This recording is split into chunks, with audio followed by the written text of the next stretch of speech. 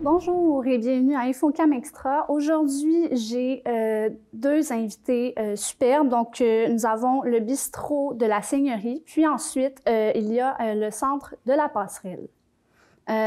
Bonjour. Bonjour. Vous allez bien? Oui, merci. Très bien. Oui. Expliquez-moi, Lorenzo, d'où est parti ce projet-là du bistrot de la Seigneurie?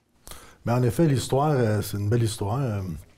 Dans le fond, on vient des Laurentides, nous, puis quand on a voyagé, on a arrêté, c'est la première place qu'on a arrêtée, et c'est à la boulangerie du Pain C'est Tout.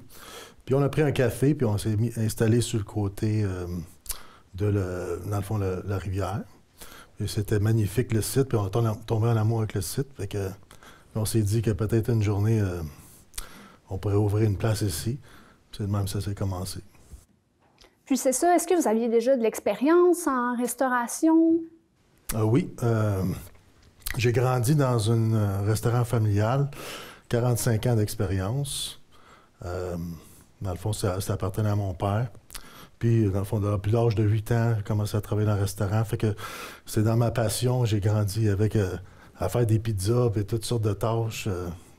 Fait que j'ai comme pris la relève de mon père. Fait que c'est ça qui est arrivé. Pouvez-vous m'expliquer en fait le processus de création de votre projet? Là? Karine, si tu peux m'expliquer un peu comment ça a fonctionné, toute cette idée-là, puis le projet, le processus? Dans le fond, c'est arrivé par hasard. C'est qu'on a vu le concours passer pour la pâtisserie qui quittait, que dans le fond, Charles du Pain C'est Tout quitte.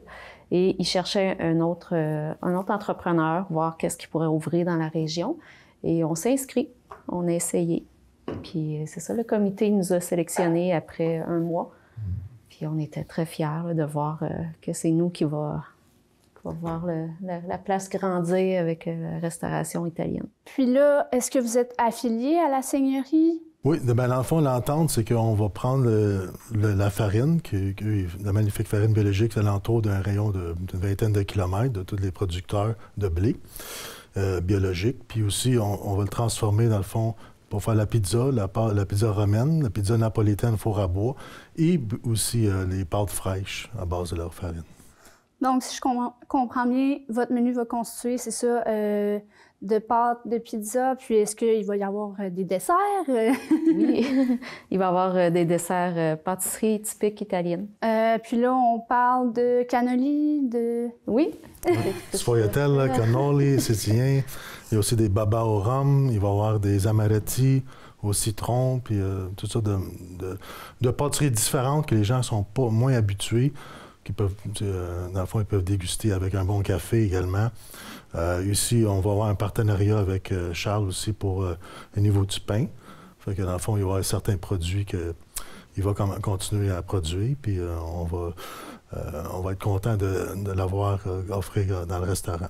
Puis c'est ça que, en fait, je comprends que là, c'était comme un concours, si vous voulez, pour l'emplacement, mais qu'est-ce qui justifie que vous aviez décidé de participer à ce concours-là? C'est plus côté passion. C'est qu'on s'est amené dans la région pour commencer un peu une nouvelle vie, recommencer des rêves un peu qu'on avait laissé de côté avec les années. Et Lorenzo souhaitait ouvrir son restaurant, puis je l'accompagne là-dedans. Moi, j'étais plus côté entrepreneur et lui... aussi. On a décidé de se mettre ensemble, puis d'ouvrir, de faire quelque chose qui nous passionne aussi, puis côté familial aussi. Puis c'est ça, est-ce que ça va être dans vos projets peut-être aussi concernant le bistrot de faire de la livraison? Je sais que c'est très populaire à cause de la pandémie, les gens se sont mis à se faire livrer plus. Fait que est-ce que c'est dans vos projets? C'est sûr qu'au début, ça va être plus sur place, la belle terrasse, dans le fond, la haute saison, mais aussi take-out. Mais c'est sûr que la livraison, ça pourrait être une option, mais on aimerait ramener ça, parce que la pandémie est finie, puis que les gens, ils cherchent une place à se rencontrer, à prendre une bonne bière ou un petit verre de vin, puis déguster de la bonne bouffe. Fait que tu sais, c'est juste à revenir un petit peu avec en réel. Tu sais, fait que c'est sûr que oui, si les gens ils veulent la livraison éventuellement, ça pourrait être une ligne d'option parce que la pizza qu'on conseille, elle se transporte très bien dans une belle boîte. Fait que dans le fond, mais les priorités dans le fond, c'est vraiment sur place puis take-out au début. Puis est-ce que ça va être à l'année le bistrot? J'ai cru comprendre qu'il y avait une terrasse aussi. Oui, dans le fond, on va être ouvert 7 jours sur 7 à partir de la fête de la Reine jusqu'à la Fête du travail. Puis après, c'est 5 jours sur 7 qui va être ouvert. Pour les heures, on n'est pas encore spécifique, mais on risque de fermer comme vers 9-10 heures pour donner la chance aux gens de profiter de la terrasse aussi. Est-ce qu'il y avait un événement prévu pour l'ouverture? Bien, éventuellement, oui, on va voir un petit... on a fait déjà un petit communiqué, mais il va y avoir des gens locaux avec le maire et tout à Saint-Roch. On va faire un petit comme un party ou une fête d'ouverture, que les gens peuvent venir déguster des petits morceaux des bouchées de la nourriture qu'on va offrir sur place. Puis, qu'est-ce qu'on peut vous souhaiter pour, c'est ça, l'ouverture de votre bistrot? Succès. Succès, puis de ramener les petites, les petits restos, ce que les gens connaissent par leur nom, puis qu'est-ce qu'ils veulent, puis s'ils aiment extra anchois ou pas d'anchois, puis c'est ça, de vraiment ramener la proximité. C'est ça, la proximité, puis que les gens sentent, c'est comme une grosse famille, dans le fond, une grande famille. Familiale. C'est ça, que les gens ils vont être à l'aise, puis ça va être une belle place, autant que juste déguster, être en ami ou seul ou en travaillant. Fait que ça va être... dans le fond, les portes vont être ouvertes à tous les gens. Fait que c'est ça qui est la beauté de la place. Le site est magnifique. Les gens peuvent aller déguster en marchant en haut, en regardant les belles fleurs, les jardins, l'été. Puis, fait que c'est comme un one-stop shop, comme on dit en anglais. Pour finir, juste, c'est ça, remettre en contexte, ça, vous êtes basé à Saint-Roch, dans quel coin? À Saint-Roch, dans le fond, c'est ça, on va être, dans le fond, c'est la seigneurie, tu veux dire, mais pour notre domicile, c'est ça, dans le fond, mais on cherche dans l'endroit, jusqu'à même la Pocatière, pour être en proximité. Fait que c'est sûr qu'avec le marché d'aujourd'hui, on vérifie à tous les jours des places, des opportunités. Dans le fond, faut que comme le restaurant, il faut que l'endroit nous touche, puis que ce soit... Il y a un petit côté charmeur, rustique, ancestral. C'est ça, on est avec un poêle à bois puis une cuisinière à bois à l'ancienne. On a des petits critères comme ça. Puis est-ce qu'il y a d'autres projets à venir, autres que le bistrot, peut-être en lien, justement, c'est ça, en lien direct avec le bistrot? Oui, c'est ça. Et dans le fond, il va y avoir une version satellite du bistrot au Cap. Dans le fond, ça va être un point de vente où il va y avoir des mets pour emporter, comme des lasagnes, ça va être fabriqué à la seigneurie. Puis les gens peuvent apporter des sauces et d'autres choses pour emporter, inclus à la pizza aussi. Puis ça va être à la halte routière au Cap. Que ça va ouvrir, pas en même temps, mais un petit peu un décalage, avec un petit décalage. Fait que vos services vont être et au Cap et dans le fond, c'est ça, à Saint-Roch-des-Aulnay. Est-ce qu'il va en avoir potentiellement à la Pocatière ou... Pas pour On va commencer avec deux. Deux, ça va bien. Ouais. Peut-être. On n'est pas fermé à l'idée. Donc, dites-moi, on sait qu'il y a beaucoup de restos dans la région. Je me demandais, c'est quoi votre stratégie, en fait, pour arriver, c'est ça, à perdurer? Mais dans le fond, encore, j'ai basé sur le resto de mon père. Le fait que c'était lié avec un lien très fort familial, puis de connaître chaque client, puis de donner son meilleur, puis de répondre à leurs besoins. Puis aussi s'adapter avec comme exemple la pandémie, faire plus de livraisons take-out, être innovateur, peut-être même offrir des services en ligne au niveau de la commande, ou peut-être plus volet épicerie. Fait qu'il y a beaucoup d'entrepreneurs de restaurants, ils cherchent d'autres sources de revenus comme vendre des logos spécialisés de leur restaurant. Fait que être innovateur, dans le fond, être prêt à n'importe quoi, puis pas être découragé avec la situation économique ou peu importe qu'est-ce qui nous arrive. Ça peut être une guerre, ça peut être n'importe quoi.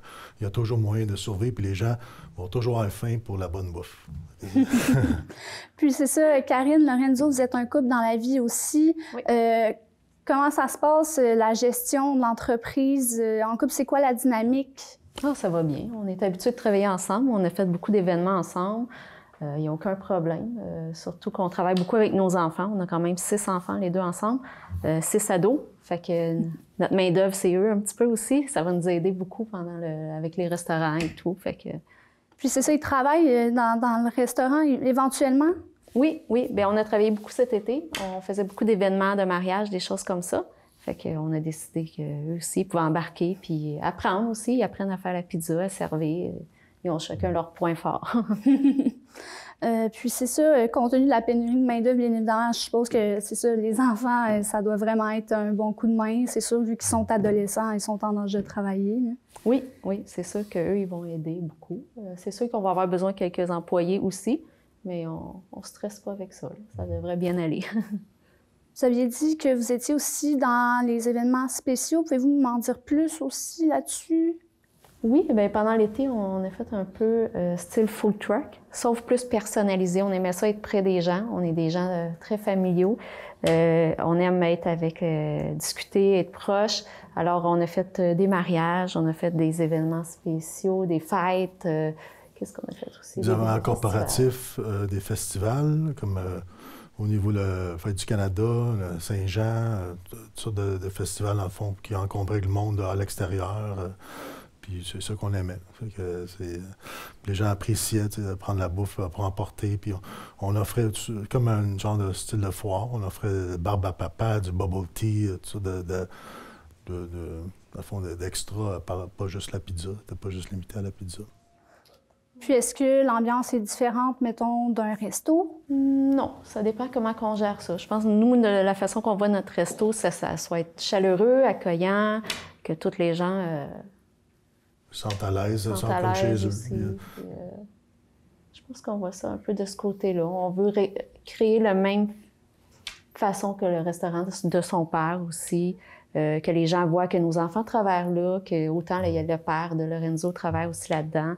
Nous, on voit ça de cette façon-là. Puis c'est sûr qu'on va continuer peut-être à faire certains événements aussi comme des mariages. On a aussi le manoir, qui est une belle place qu'on peut faire aussi, plein d'événements. Fait que c'est d'autres choses qui est prévu. Dans le fond, il y a le volet traiteur aussi, parce que les gens qui veulent beaucoup des événements privés, on pourrait offrir les mêmes types de bouffe, mais dans une salle privée, comme le manoir, comme Karine a expliqué.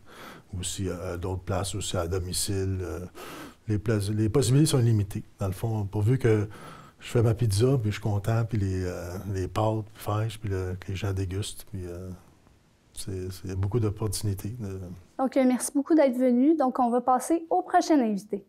Donc, j'ai avec moi Chloé du Centre La Passerelle. Bonjour Chloé, ça va bien? Allô, ça va bien, merci. Donc, explique-moi un peu qu'est-ce que vous offrez comme service à La Passerelle? C'est très varié, puis c'est vraiment aussi quelque chose à démystifier, le centre. C'est pas... je vais comme commencer en brisant ce sujet-là. Les gens pensent beaucoup que c'est juste une place pour les femmes qui subissent la violence conjugale ou tout autre type de violence. Bref. Donc, c'est vraiment pas juste pour ça. C'est vraiment un milieu de vie. C'est une place pour avoir un réseau. C'est une place pour avoir de l'aide. Puis c'est vraiment... c'est comme un centre de ressources pour femmes. Puis c'est vraiment pour avoir des difficultés avec de la paperasse dans le domaine de la santé. Tu veux avoir une écoute, tu veux rencontrer des gens. C'est super vague. Je sais, des fois, ça peut avoir l'air un peu large, mettons. Mais bref, c'est vraiment pour toutes les femmes de tous les âges, donner un milieu pour avoir de l'écoute puis avoir du soutien, en gros. Puis depuis combien de temps vous êtes dans la région? Dans la région, je pense que ça fait 25 ans que, si je me trompe pas, 25 ans? Oui, à peu près 20 ans ou 25 ans. Bref, moi, ça fait pas 25 ans que je suis là. Puis, fait que ça fait quand même un bon moment que c'est là. Donc, ils sont quand même établis. Puis, on a justement déménagé récemment pour offrir des plus grands locaux, des plus grands espaces. Puis, on a vraiment beaucoup de développement, là, comme dans la dernière année. J'étais chanceuse d'être là dans cette année-là, je pense. C'est ça, j'ai cru voir que vous aviez différentes activités de planifier pour les femmes. Expliquez-moi un peu en quoi ça consiste, ces activités-là. Bien, l'activité, c'est sûr que principalement, nous, on veut beaucoup briser l'isolement. Parce que, étonnamment, que c'est vraiment dans toutes les gammes d'âge, là. C'est pas juste pour les personnes âgées, mais c'est sûr que nous, on est habitués de voir que c'est les personnes âgées qui sont plus seules. Mais pour vrai, en région, c'est plus difficile de développer son réseau. Fait que c'est vraiment d'avoir une activité pour connecter avec des gens, pour avoir quelque chose, sujet à parler, pour faire quelque chose ensemble. Fait que c'est pas obligé d'être extraordinaire, mais c'est plus pour rassembler les gens, pour les faire quelque chose ensemble. Fait qu'on a vraiment... on essaye de toucher tous les volets, que ça soit autant dans le sport, dans la créativité, que ça soit plus esprit, émotionnel. On essaye vraiment comme d'aller dans tous les volets. Aussi pour rejoindre le plus de femmes possible, parce qu'on n'est pas toutes intéressées aux mêmes affaires. Là.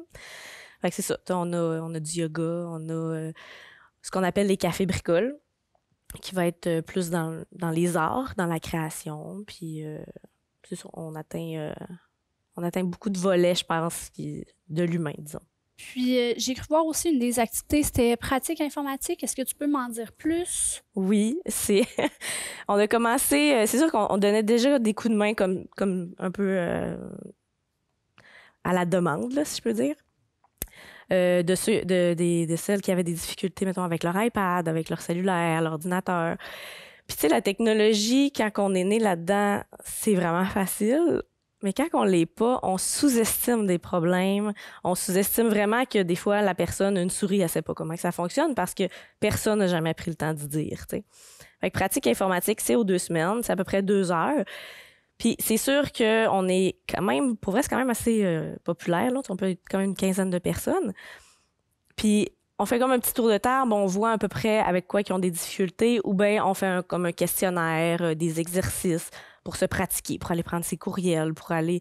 C'est des choses de base, mais il y a tellement de nos jours des affaires qui leur fait peur sur Internet parce que tu peux te faire pirater n'importe où, n'importe quand. Puis, fait qu'ils sont beaucoup dans la peur. Fait que c'est de briser la peur, premièrement, puis de dire que tu peux aller prendre tes courriels en sécurité, mais idéalement, ben tu cliques pas sur... Fait que on fait comme le tour un peu de ce qui leur fait peur, des connaissances de base, puis on pratique ça, là. Fait que c'est quand même assez populaire parce qu'on sous-estime comment on fonctionne énormément avec la technologie, puis les ordinateurs, puis les cellulaires. Puis encore du monde qui sont pas habitués, tu sais. Fait que c'est à pas oublier. Puis c'est ça, dans le cadre de la Journée internationale du droit des femmes, est-ce qu'il y avait des événements prévus de votre côté?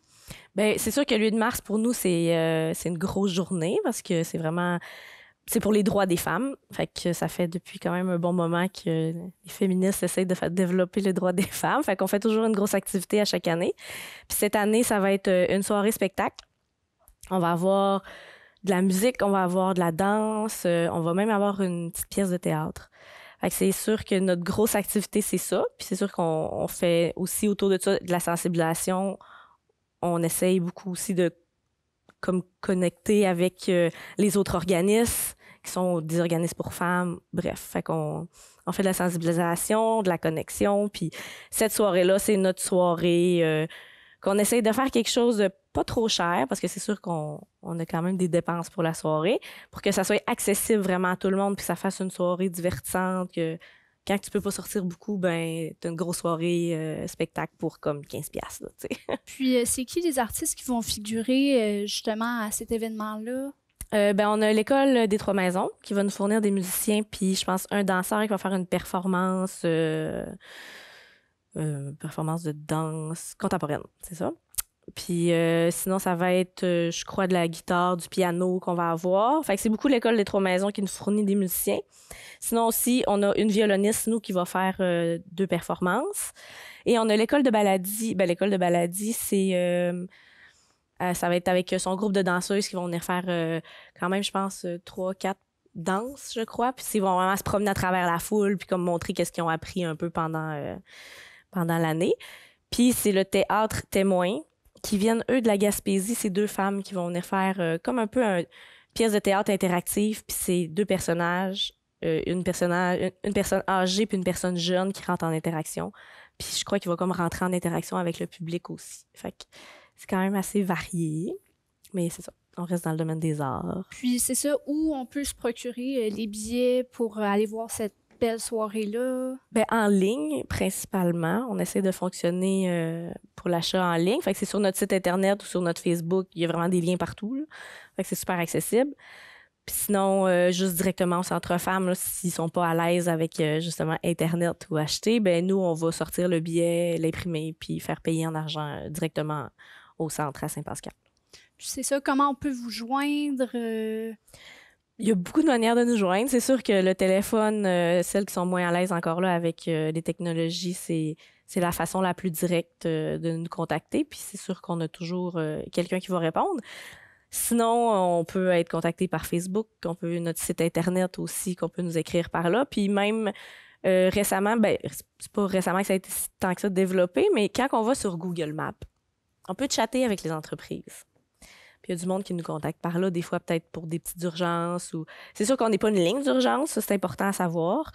On va vous référer si vous avez besoin d'une urgence. Si vous êtes dans une urgence, on va vous référer, mais nous, on n'est pas une ligne d'urgence. Mais des fois, parler au téléphone, on n'est pas très à l'aise. Fait que si vous voulez l'option de chatter, ça va être comme sur Google Maps. Sur Google Maps. Puis, quelles ressources vous offrez dans ce sens-là? Bien, ça va être de l'écoute. Là. C'est sûr que nous, on va mettre avec le chat en contact. C'est sûr que moi, je m'occupe personnellement des communications. Je ne suis pas une intervenante. Mais moi, je vais faire comme un premier lien, puis je vais voir son besoin, puis je vais la mettre en contact avec une intervenante si elle a besoin d'avoir une discussion. Puis des fois, on voit pas nécessairement qu'on a un problème. On n'a pas besoin d'avoir un problème clair, mais on peut avoir besoin de parler ou besoin de mettre nos idées au clair, puis de parler avec quelqu'un avec qui on sent en sécurité. Fait que moi, je vais mettre en lien avec une de nos intervenantes, puis elle va pouvoir l'aider à voir qu'est-ce qui peut l'aider, dans le fond. Puis, si je reviens à l'événement, en fait, l'argent des billets, ça va aller directement, c'est ça, au centre? Oui, ben pour vrai, on fera pas de bénéfices sur ça parce que les artistes, on les paye. Donc, puis on a vraiment descendu le prix du billet au minimum pour que les gens puissent y aller. Puis en plus, on fait 16 ans et moins, c'est gratuit. Donc, on veut rendre ça accessible. Fait que tout ce qui va être bénéfice, ça va probablement juste payer ce qui est technicien puis artiste. C'est parce que c'est des gens, c'est important pour nous de les payer. Là. Le théâtre, ils descendent quand même de la Gaspésie pour venir faire la performance ici. Donc, Puis étant un organisme, est-ce que vous avez des dons aussi que vous recevez? Oui, on a des dons, mais c'est sûr que c'est pas notre plus gros moyen de financement. Là. C'est beaucoup des demandes de financement que la coordonnatrice va faire pour pouvoir appliquer à différents projets. Fait que c'est sûr que des fois, ça nous amène un peu plus d'ouvrage parce qu'il faut combler le projet pour lequel on a appliqué. Puis on a quand même déjà de base, on essaie de combler beaucoup de choses. Donc, avoir des financements tout le temps, c'est pas mal ça qui nous fait vivre. Les dons, ça nous aide, mais c'est pas notre plus grande ressource. Puis quel genre d'autres événements, mettons, vous organisez pour justement ramasser des fonds? Pour vrai, on n'en fait pas tant que ça. T'sais, on a fait, mettons, notre journée d'ouverture. C'est en octobre, le 5, 6 octobre, je pense, 4 octobre. C'était le 4 octobre. C'est comme une journée porte ouverte pour les centres femmes. Fait que là, on recueille des dons, on présente nos locaux, on dit qu'est-ce qu'on fait, puis on fait toujours une petite animation là, pour rendre ça plus le fun un peu. Mais ça, c'est peut-être plus une journée qu'on va recueillir des dons, justement. Ou même devenir membre, des fois. C'est sûr que l'inscription n'est pas très chère, là, c'est comme 5 $, mais ça démontre, plus on a de membres, plus ça démontre que le besoin est là puis qu'on est un organisme important. Fait que ça c'est quand même important. C'est un bon don. C'est ça, disons. Vous avez mentionné devenir membre. Comment on peut faire ça? Encore là, même chose. Puis on peut s'inscrire en ligne ou bien c'est 5 $. Là, fait que ça peut être payé en ligne. Des fois, le monde n'aime pas toujours ça utiliser pour 5 $. Fait que c'est juste de se présenter au centre, puis on va vous faire remplir le petit formulaire. Mais c'est pour 1 an. Puis c'est vraiment juste... Il n'y a pas beaucoup d'engagement. Là. C'est juste que des fois, ça va donner...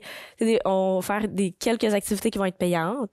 Ça va être à peu près 10 $ par personne. Puis si t'es membre, ben, ça va être 5 $. Fait que c'est juste pour dire qu'il y a un avantage à être membre. Là. Puis pour terminer, vous êtes situé où exactement? Ben, c'est à Saint-Pascal. Fait que c'est au bureau de poste. On tourne à gauche. Puis c'est la grosse maison verte qui va être à votre droite, juste avant le chemin de fer, en plein centre de Saint-Pascal.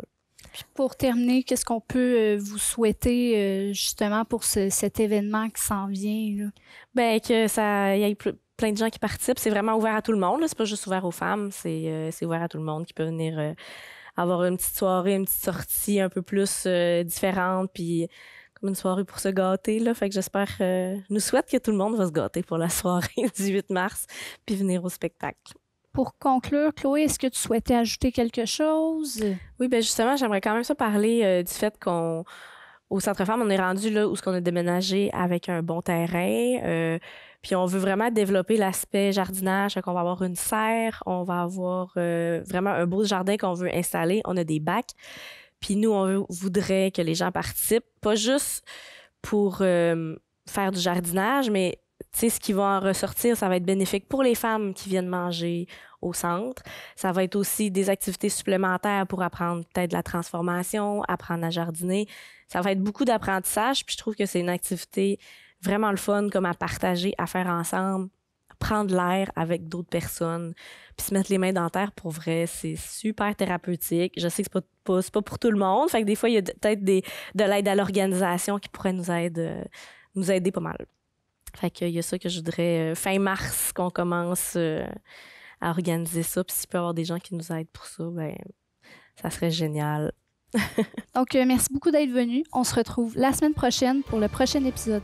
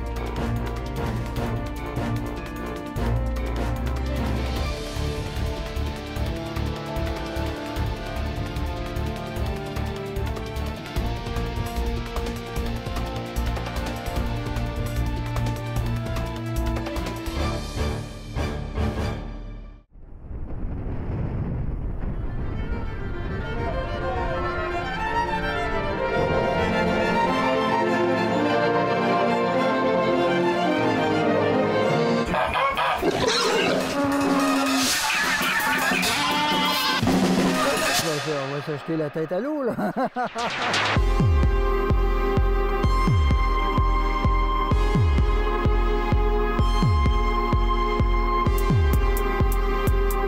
Je vais chercher le sens de ma vie comment?